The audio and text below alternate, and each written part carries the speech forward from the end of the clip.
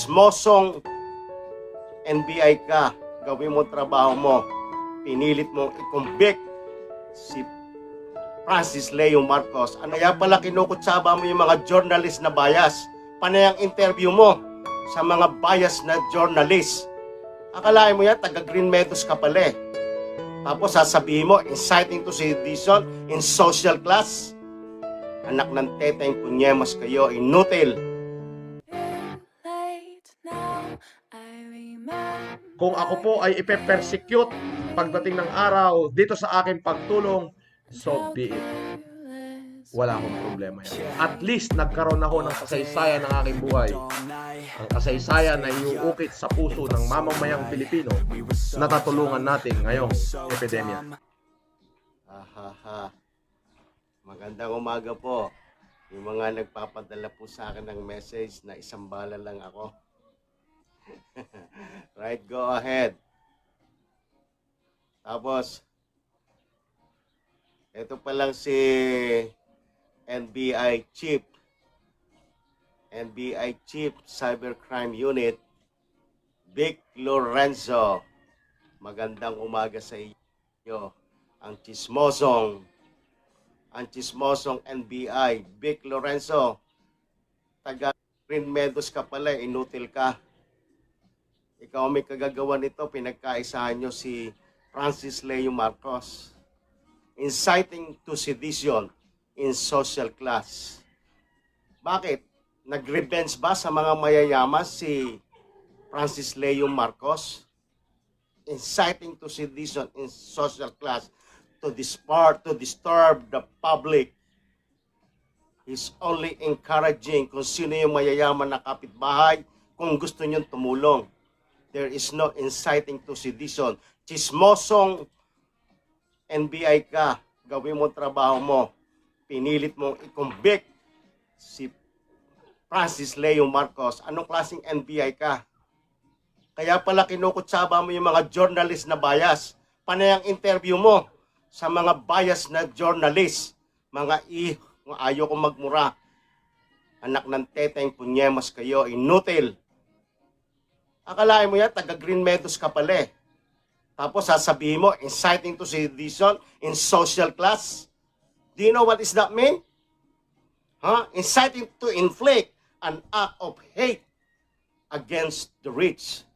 Did you see any hate from Francis Leo Marcos to hate his neighborhood? He never provoked anything to be incite to sedition. This person, Mr. Francis Leo Marcos, chismosong NBI ka talaga. Akalain mo, broadcast in the radio, broadcast anywhere, dahil cybercrime ka, cybercrime unit, that's bullshit. Inciting to sedition in social class. There are several forms the crime of sedition under of the revised penal code, one of which is to rise publicly and tumultuously by means of force, intimidation, or by other means outside of legal methods to inflict any act of hate and revenge against private person or any social class, or despoil any person of his property for any social end. I never seen any hate from Mr. Francis Leo Marcos when he do the video into this neighborhood. He is the resident of Green Meadows and he has right to do the video anywhere. Man, nakakagalit kayo. He has right to do because he is paying the dues of his communities where he used to live there in Green Meadows. So you are one of the officer of your community in the Green Meadows. That's why pinagkaisahan nyo si Francis Leo Marcos. Sasabihin mo pa, social class, inciting to sedition. I haven't seen any hate from Mr. Francis Leo Marcos to his neighborhood.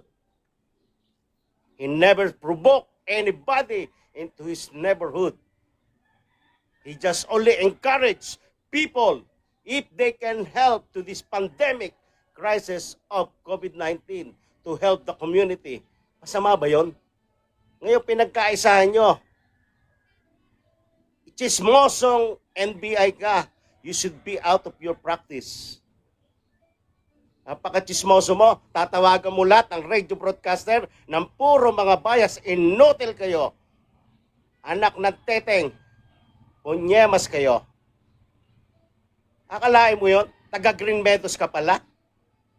Good morning, good morning. Gets mo, mahal kita. Good morning, Annalyn from Switzerland. Good morning. So, akalain mo yun? Itong chismosong NBI na ito pala, taga Green Meadows. Anak ng kamote, oh. Kaya pala pinipilit mo inciting to sedition in social class, inflict and hate against to the rich people. I never see any hate from Mr. Francis Leo Marcos. He only encouraged, yung mga mayayaman dyan, gising kayo, pwede ba kayong tumulong? That is not disturbing the public. And whatever he do, he did not even disturb the government for giving away what he wants to give to the people. Please go back to your school. What is the inciting to sedition against rich if he did not even revenge? Wala siyang kagalit. There is nothing inciting to sedition about the social class. Anong klaseng NBI ka? Chismoso. You supposed to be the chief of chismosong NBI. Ikaw na yung pinaka-chismosong NBI. Tatawagan mo yung mga bias na journalist. Mga bias kayo. Mga leche. Inutil. Mga inutil kayo. Anak ng teteng, punyemas. Hindi nyo ba alam ang ginagawa nyo? Pinagkaisahan nyo yung tao. Kayo pala may gawa niyan eh. Tapos sasabihin nyo, a lot of crimes. Prove it. Inciting to sedition. He never have a hate from his personality to hate his neighborhood. He only encouraged the neighborhood to help if they can. And if you cannot give a help, just shut the fuck up. Norbels, Makmak. Hello everyone. Shout out to each and everyone. So kaya ikaw, Chief NBI Cybercrime Unit, Division of NBI National Bureau of Investigation, how scum you are. You degrade what is the NBI. You degrade who you are. Inciting to sedition in social class. I never see, prove it. If Mr. Francis Leo hate his neighborhood. He pay his dues and he has right to go around to his neighborhood because he is the resident of this said Green Meadows Rich subdivision. You do not have right to condemn whoever the residents of that subdivision.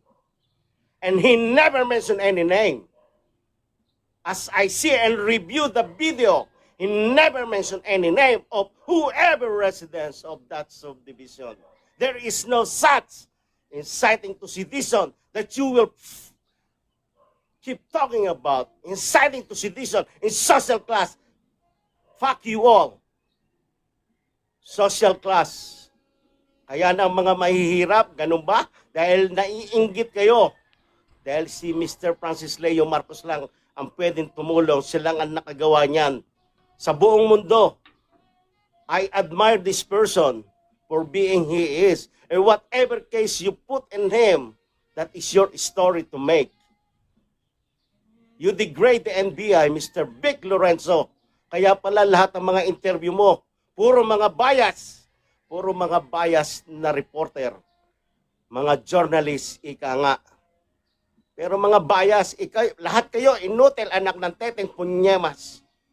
Akalain mo yan, taga Green Meadows ka pala. So, sa Green Meadows, kayo ang may pangalanan. Kung sino man ang mayayaman sa Green Meadows, man,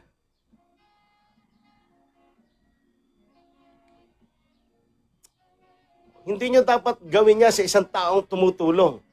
Dapat ay magpasalamat pa kayo. Dahil merong isang Francis Leo Marcos na tumutulong sa kanyang mga kababayan. Kahit mga frontliners, mga police officers, binibigyan niya ng pagkain. Ikaw, NBI na Chismoso, may ibinigay ka ba sa mga frontliners?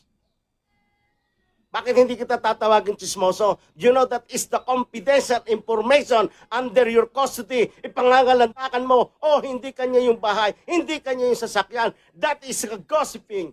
Dapat hindi ka nag-NBI, dapat nag-reporter ka din na Chismoso. That is a very confidential. Kahit pa naka-under custody of the NBI, in your custody, you don't have no rights to disclose to whoever what is the status of this person under your custody. Unless he is under oath into the court in the front of the judge. And you have no rights. I don't care if you're the NBI. You degrade the NBI. And I'll tell you again, the fingerprinting of Mr. Francis Marcos has been in the NBI since when he got the passport. And now you retake the fingerprinting of him. What is that for? What kind of National Bureau of Investigation you have? And what kind of cybercrime unit you have? You don't understand what is the inciting to sedition in social class. He never disturbed the public to revenge his hate because he never been hate. I never seen to this person that he hates his neighborhood or anyone. Each and every one of you are the one who hates Mr. Francis Leo Marcos. What kind of National Bureau of Investigation? Man, nakakainit kayo ng ulo. Pinagkakaisahan yung tao. That is not right. Dahil ba ko mo na mas maganda yung isang pilantropo, pinainan nyo lahat ng kung ano ikakaso nyo. Lahat ng kaso, ilagay nyo patong-patong. Pero I don't buy it. Like I'm telling you, I am not the supporter of Francis Leo Marcos. I have nothing to do with this person. But I admire him for his advocacy, giving help to the community. Hindi nyo ba maintindihan yon? Yung nga binibigay ng gobyerno, ninanakaw pa ng mga ibang taong nasa gobyerno, mga barangay tanod, kapitan, even mayor, even congressman. Aminin ninyo yan. Hindi nawawala yan sa lipunan ng gobyerno, mga korupsyon. Tapos ngayon, may isang taong lumabas, nainggit kayo, gagawa nyo na kung ano, no? I-chichismis ninyo. Hindi pa ba proven nyo na namigay siya ng ilang tonelada ng bigas para lang makalipas ang paghihirap ng ating mga kababayang nangangailangan? Anong klaseng puso meron kayo? Ha? Vic Lorenzo, isipin mo yung ginawa mo. Man, napaka-chismoso mo. Kaya pala, ang galing mo sa interview eh. Hindi kanya yung bahay na yon, hindi kanya yung sasakyan. Inciting to sedition in social class. Social class, dahil social kayo? Mayaman kayo? Ha? Mayaman kayo? Man, yan ang hirap sa inyo sa mga mayayaman. Mamamatay din kayo kahit anong yaman ninyo dito sa mundo. Tandaan nyo, pagtuwid ng paa nyo, pare-parehas tayo. Hindi ako tumitingin sa mayaman kaya mahirap. Tinitingnan ko ang katotohanan, ang tamang batas para sa taong pangkarapatan pantao. Pero hindi nyo binigyan ng karapatan pantao si Francis Leo Marcos dahil kinondenan ninyo kung ano-ano pinatong na kaso nyo sa kanya. Uulitin ko pa ba kung bakit siya nakakuha ng passport? Bakit yung binibigyan ng trafficking? Human trafficking? May mga proseso yan. Alam nyo naman yung batas. Nag-aral ka ng law. I don't care what kind of law that you study for. But sasabihan mo, citing to sedition in social class. Do you know what is the meaning? I never seen any hatred from Mr. Francis Leo Marcos. He only say in God wills, in his advocacy is to help. There is nothing to help into the community. Nainggit lang kayo. Saka hindi pa nga nahahatulan sa hukuman. Kung ano na pinagsasabi nyo, that is a confidential information. Even though the criminal, you cannot just disclose to the public. If you know what is the law, that is a confidential information ng nasasakdal. By law. Man, I cannot understand what kind of mind you have. Napaka-chismoso mo. And B.I. Big Lorenzo.